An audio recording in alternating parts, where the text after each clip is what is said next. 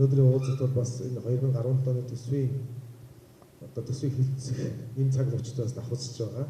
Тэгээ би бас хорон дарганараараа бие төлөөлөгчдөд дамжуулаад энэ тухайн хорон дээр энэ 17-оос 20 онд ямар ажлыг хиймээр байна, хийлгэх байна, яаж хамтармаар байна гэдэг одоо бас хамтуудыг аваа явж байгаа. Бид бас энэ бие төлөөлөгчдөө тухайн хорон дээр байгаа иргэдийн судалгааг их сайн гаргуулж байгаа.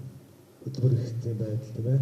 Ядуурын төвшин өөр олон одоо зүйлүүдээр бид нэр судалгаа гаргуулж байгаа. Энэ судалгаа та бүхэн хамрагдаад энэ эрх төрийн жил бас энэ бизнес явуулж байгаа, дүүргээс явуулж байгаа төлөөлөгчд хамжуулаад явах ажил та хүртээмжтэй оролцоод тэгээд энэ хорооныхоо хөгжлийн төлөө хороо сайхан болох сайхан гэдэг шиг хорооныхоо хөгжлийн төлөө өөрийнхөө амьдарч байгаа орчныг сайхан болгохын төлөө бидэнтэй хамтарч ажиллаарай. Хорон дармынхоо одоо энэ эрх төрийн жил хийгдэх ажил бол сургууль байна. Цэцэрлэг байна. Цэцэрлэг бол одоо нэг номерт. Энэ хуучин хороо байсан энэ өндөр насны дагуух энэ барилгыг болгоод ингээд барьж байгаа. Одоо бид нар 2-3 зам дагаж энтэд намган талбад 2-3 зам дагаж энэ тэр 6 дугаар хорооны сургуульд хөвгтэй байж өгд юм шүү дээ. Нэг ийм сайхан тусцаа үзүүлээд нэгдүгээр хоёрдугаар ажлын байр гаргаж байна. Энэ нэрн зүйтэй их сайхан асуудал.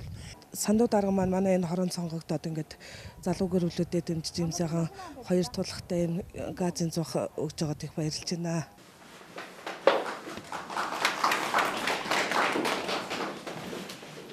Нармат, тангичвэ нармат.